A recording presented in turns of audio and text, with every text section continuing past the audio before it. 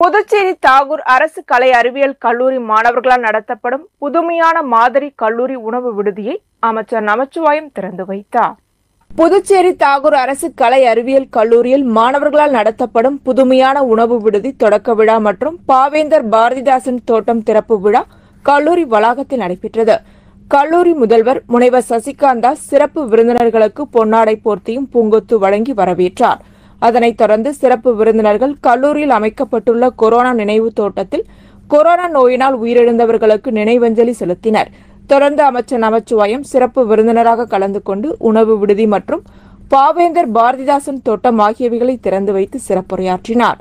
இந்நிகழ்ச்சியில் உயர்கல்வி மற்றும் தொழில்நுட்பத்துறை இயக்குநர் அமன் சர்மா உள்ளிட்ட பேராசிரியர்கள் மாணவ மாணவிகள் கலந்து கொண்டனர். இந்நிகழ்ச்சிக்கான ஏற்பாடுகளை கூட்டுறவுத்துறை பேராசிரியர் முனைவர் வேல்ராஜ் தலைமையிலான குழு செய்திருந்தது. இந்த உணவு விடுதி மாணவர்களால் மாணவர்களுக்காக மாணவர்களை நடத்தும் புதுமையான முன்மாதிரியான உணவு விடுதி என்பது குறிப்பிடத்தக்கது.